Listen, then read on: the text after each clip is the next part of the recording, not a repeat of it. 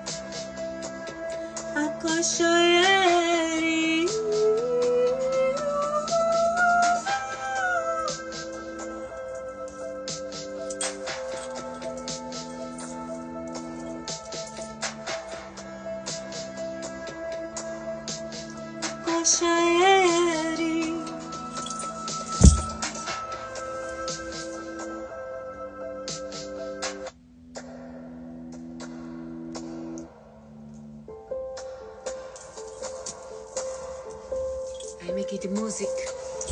I sing it a song.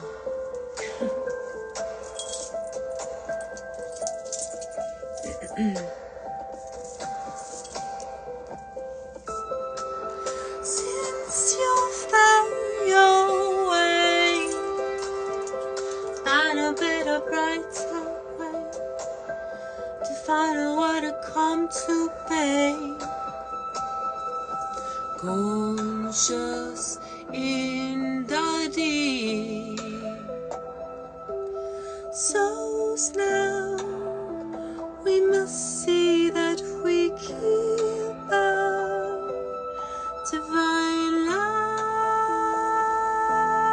for peace. Overflowing ways, we've got to find the seas.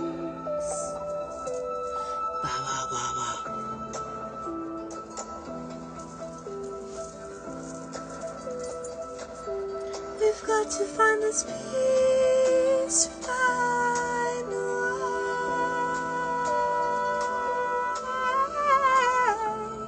Got to find this peace.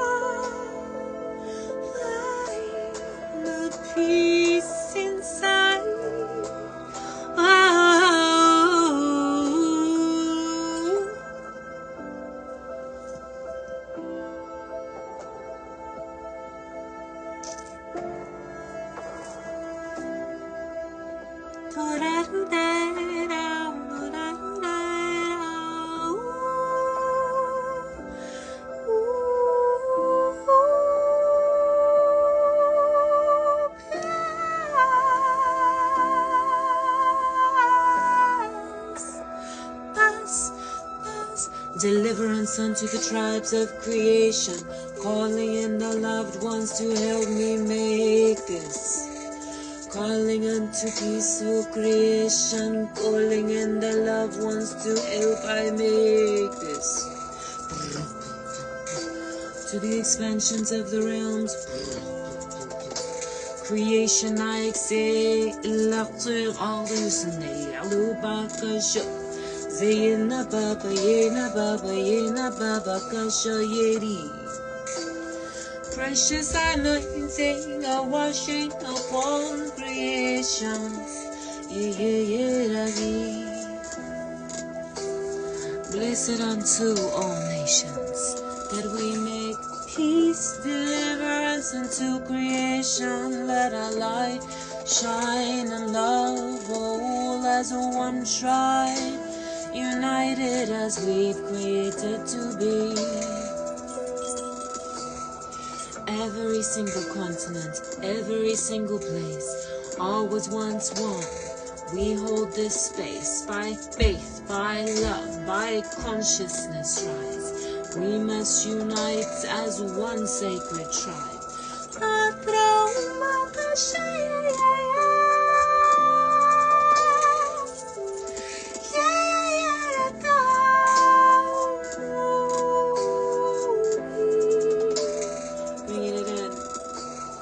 Conscious awakening to all tribes, soul as we lifted as one tribe raise, be awake and loving, souls free.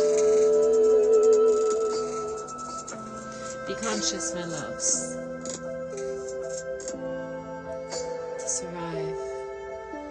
Survival is not an illusion, it's a way of existing. Through peace. You see, each of us have specific qualities. When we work together and we integrate and we collaborate together,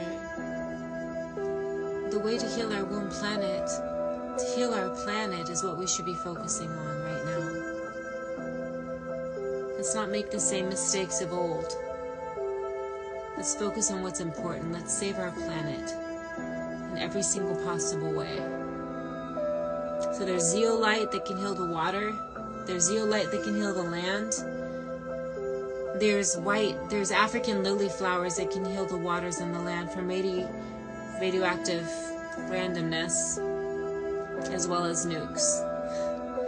Okay, so let's look at the solutions. Let's close in on options in case of emergency plans, and find a way to love each other. I'm working on music that can connect us globally. I want everyone to hold hands and sing together. I want the bombs to stop. Look, I mix with every single place.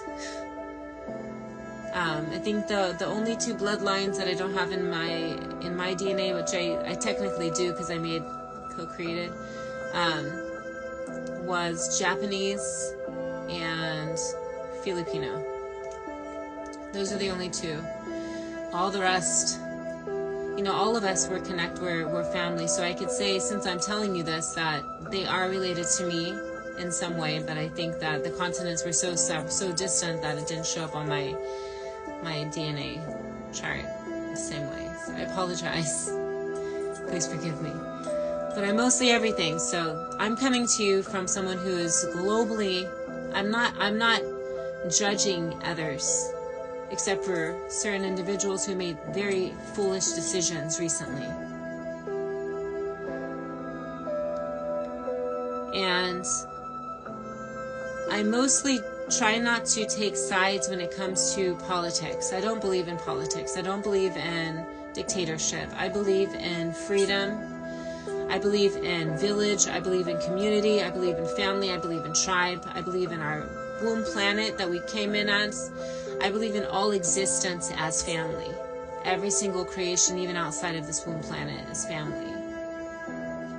And I believe that right now we have to make peace together,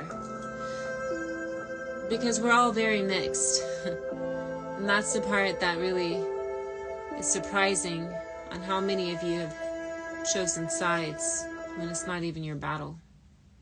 It's someone else's.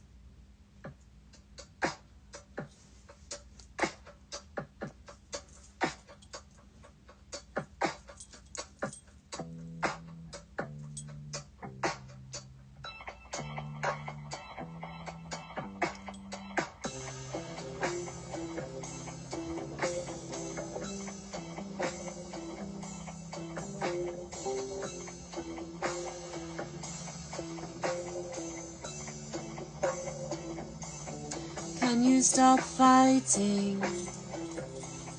Can you stop feuding for a while?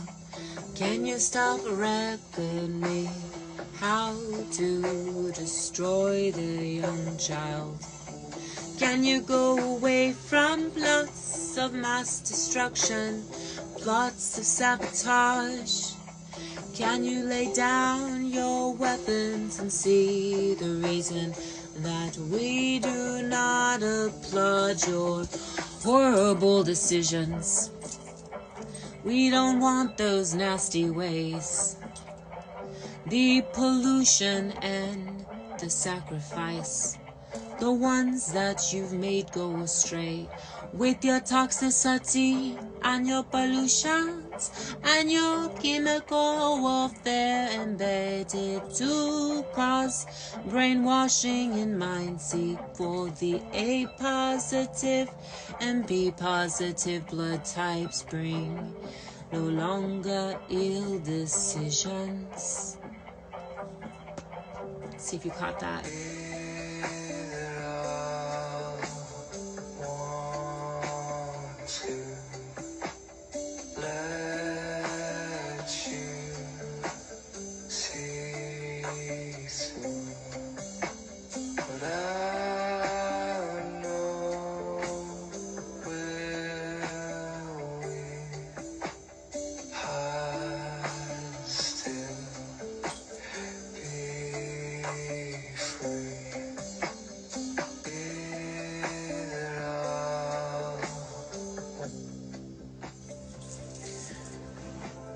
Alright, loved ones. Well, I'm gonna bid you adieu. On that note, I feel like I got the messages through that you needed to hear. You're welcome. And it's like 4 a.m. almost here. So I got maquillage on my eyebrow. Maquillage is like, you probably can't get regular maquillage anymore because it was from a mountain in Yemen. And it was the mountain ash. It was really good. It was great for the eyes. It felt good then too. Some like the real authentic one, but straight from Yemen. But since they bombed Yemen, you can't really get maquillage the same anymore, and that mountain is no longer possible to put its medicine on your eyes without getting chemicals. And then because people bombed that small country, so maybe not all of you know what Yemen is. So Yemen is a very small, tiny little baby country. It's like as if you went to Idaho or Ohio and you're like, oh, they got guns, so we're gonna go fucking bomb them. Excuse my French. It's not French. Excuse the profanity. So you're like, oh, I'm gonna go bomb them because they have guns. No, you don't. That's not like a normal thing to do. It's not like a, but they are. They technically, sorry about my neck. Since my boobies are so heavy on my neck, it like pushes it up. Okay, I don't want to choke myself with my breasts. So yeah, sorry. I'm speaking about Yemen and breast. So it's really different. So like if you acknowledge a small country, like, let me turn off the background 80s music, 90s, whatever. I think it's like 90s, early 90s music. Okay. So Yemen is a small country, very tiny. They don't even speak the same Arabic as Egyptians. Egyptians, the Arabic is like, so you'd say like hijabi, but if you went to Yemen, it'd be like hagab. It's a very old country, very old songs like hagab.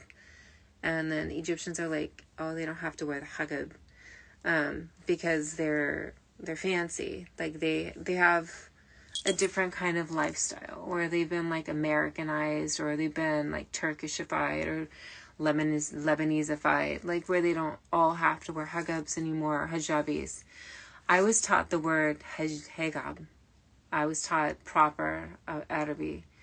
And I came in singing Sanskrit naturally from birth. Like I sang Sanskrit and other languages before I even spoke or sang English. And that's how I am. Like that's my restart.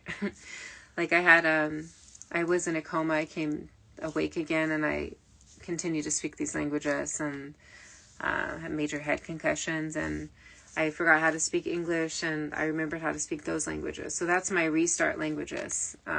That's my soul languages. This is what I come in as. This is who I am. I'm not just some like artificial insemination individual who thinks that I'm like, oh, this is like, I'm gonna go practice yoga. Like, yes, I'm part Indian. My grandma always told my father that, like from Indian also. But I also have like Egyptian and Lebanese, Iranian. I even have Iranian in me.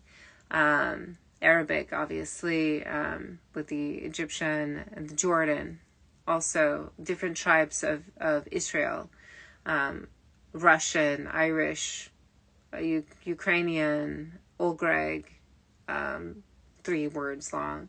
A large amount of Taurog pheasant, like a huge amount, like larger than the rest of them, is Taurog pheasant, which is the mystics of the deserts of like before it was Africa. Like we know the languages and we remember the sounds. Like we're the ones who can make invisibility happen if we wanted to, and then protections. And all of my tribes, both sides of the family beings, come to us for magic, for healing, for granting of wishes, for seeing different types of things where they're considered like, peacemakers, ones who come with great purpose. And this is me, and my children come gifted also.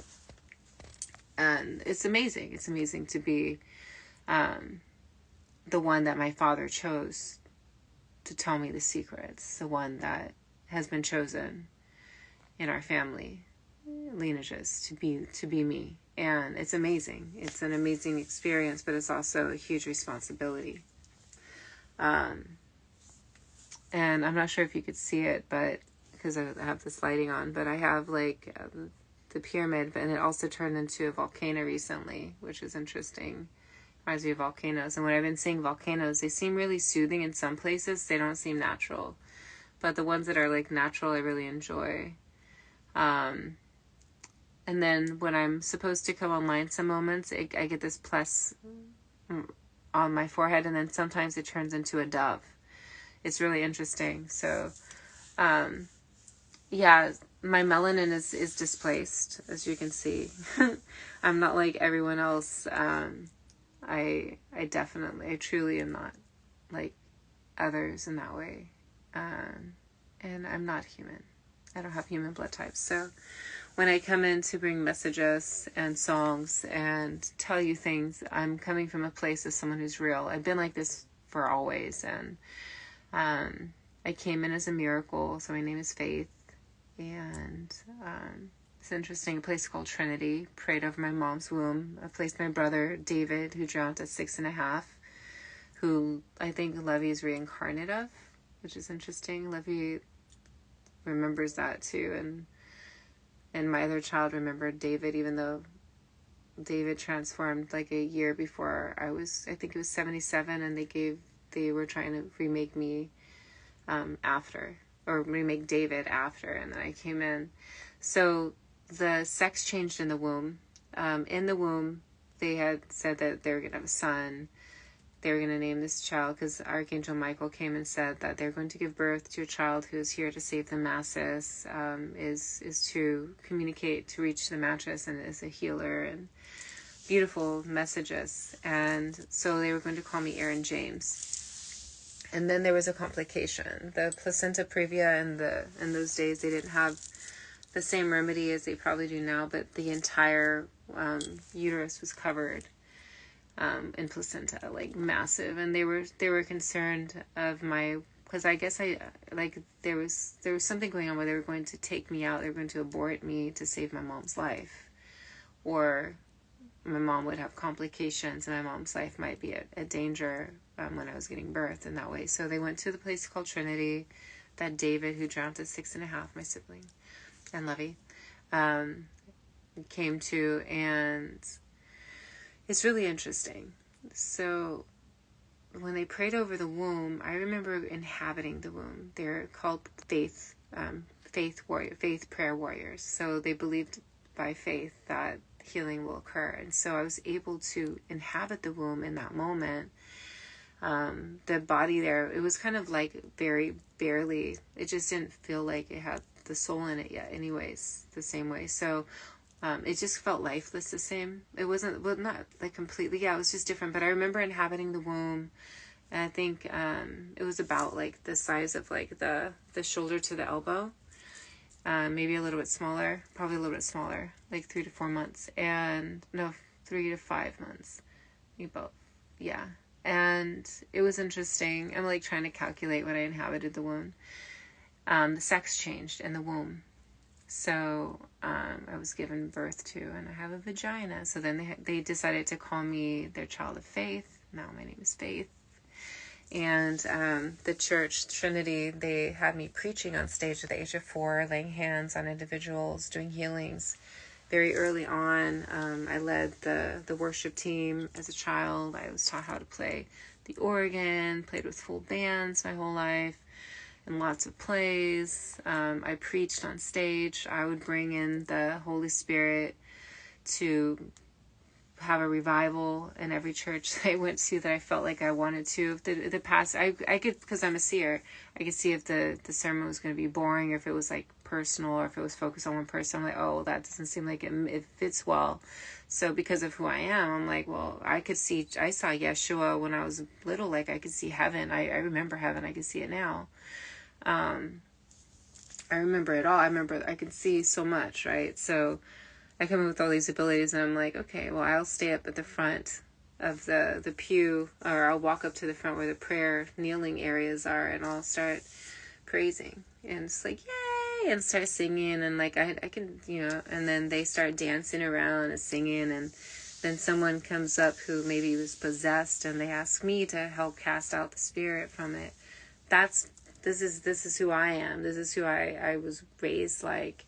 Being is me. Is that they're like, oh, this is this miracle that came forth. The Archangel Michael foretold is coming. Give this one the microphone. Give this one the option to speak up. And I've always been accepted as me. It never felt like I wasn't supposed to be me, or like bring forth healing to those who are in need. Like my fingers, they vibrate light. To bring healing, and I can feel it, and I do it when I see, and I acknowledge who I'm supposed to work on, and like it's for sure different being someone like me. It's hard to go to restaurants sometimes. It's hard. It used to be harder when I started coming into my abilities, even more so, because when I started talking to their loved ones, sorry about my body, it's just like, oh, these are so heavy, and they're natural. So when I started to see like loved ones or the family members, and then I started to see inside their bodies, like what was going on in them, like if they had tumors, and if it was caused by a curse, and like my friends and my loved ones would be like, oh my gosh, you're talking to them. They're like talking to me. They come up to me and hug me, and they just like, they realize that I'm there as a light being. They see me as an angel. So a lot of individuals in public, when you see me, I glow. Like I really do. Like my eyes glow. I'm very bright. My hair's like below my knees sometimes. And I'm really bright. Like I'm really tall. I'm very tall. I'm like about 6'2" if you see me in public. Because I wear boots. I wear like, they're kind of like army boots, but they're like high heel. But I'm a ballerina. I was a ballerina. I danced on toe shoes. So, and I've always walked on my toes. So having high heel army boots is better for me than having flat boots, because I'm not a flat footer. I'm a toe walker. I'm a flyer. So yeah, it's really interesting for sure. to meet me in public or in real life, to see and experience what beings look at me like when they see me. It's so funny.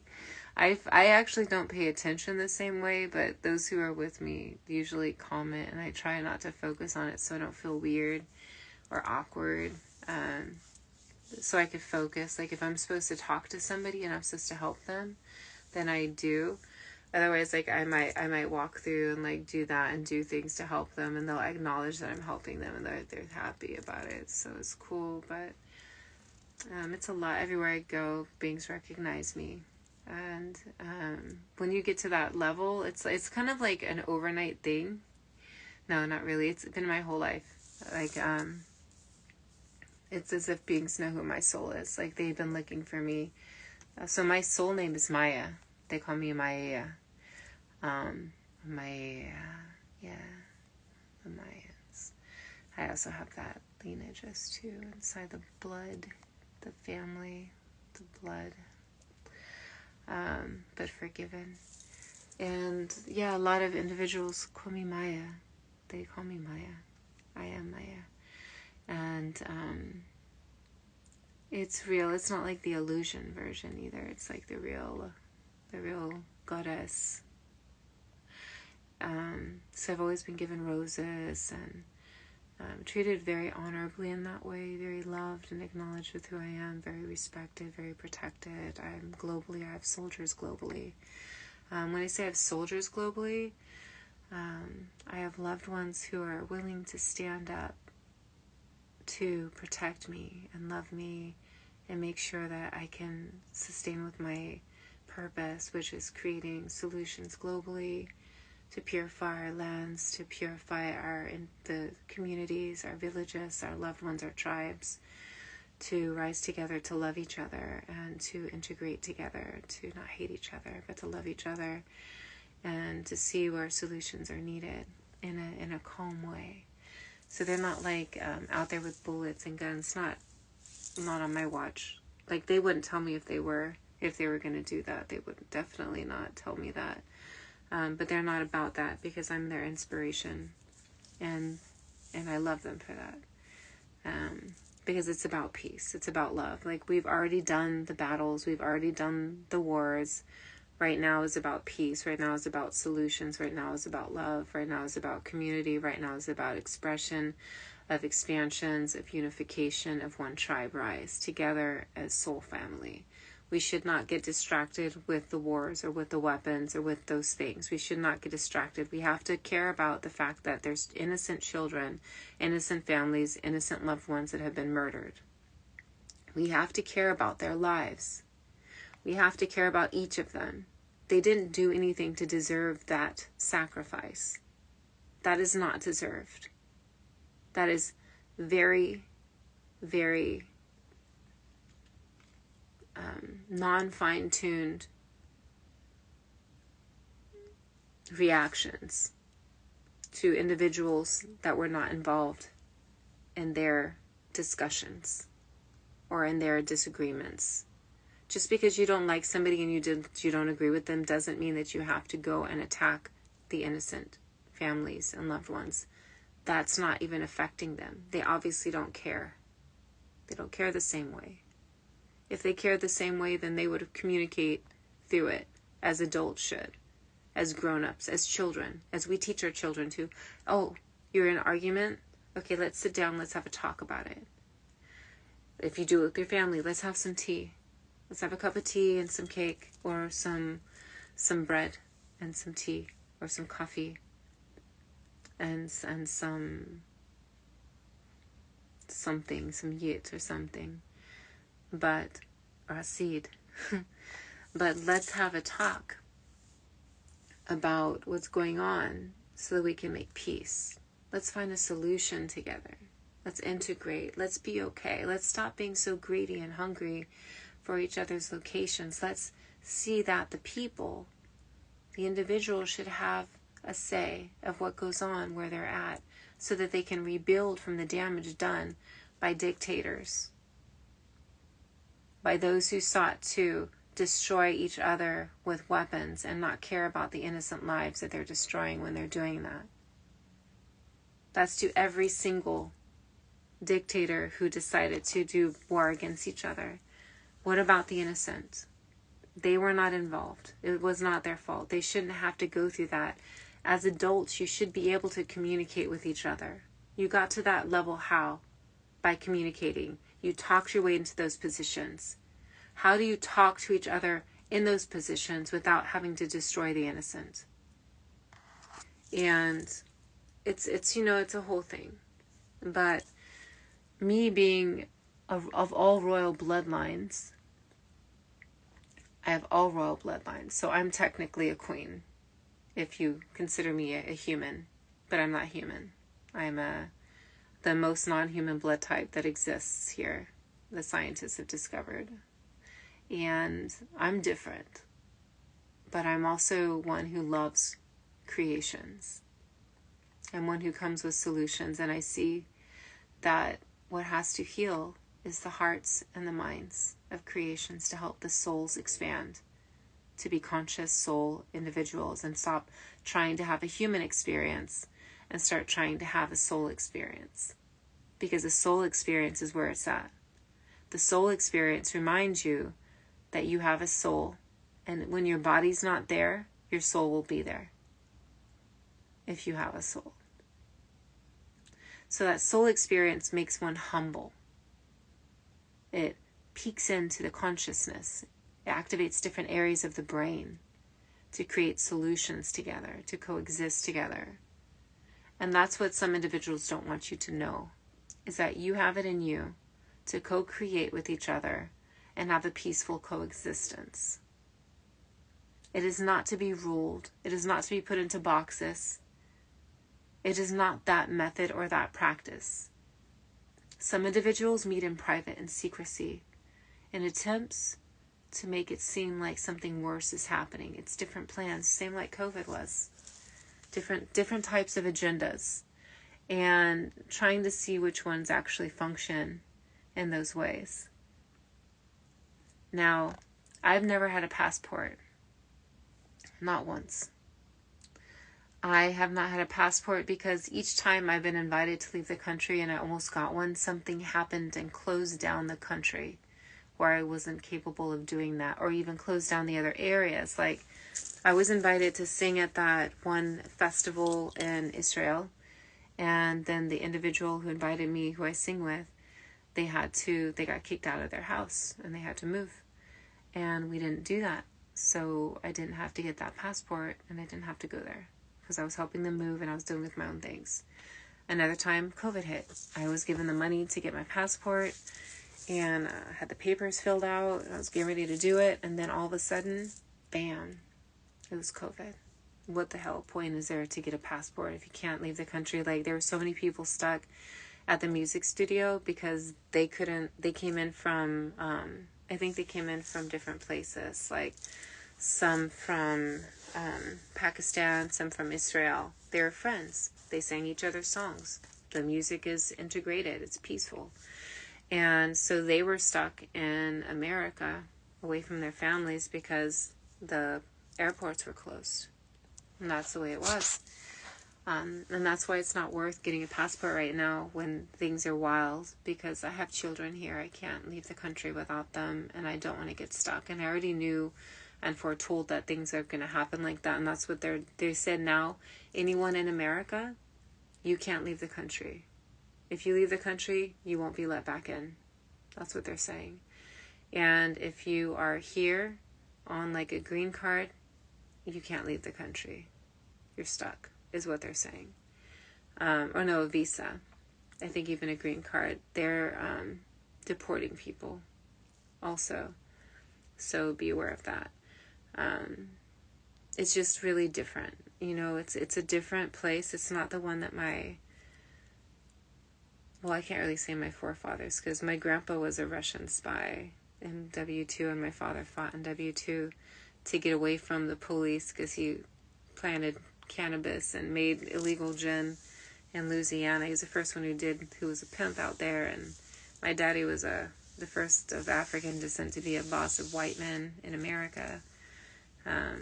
He was in newspapers. He was very first of white men to fight in an all-white platoon in the army. All the other guys who were black, they put them on the front line and they died.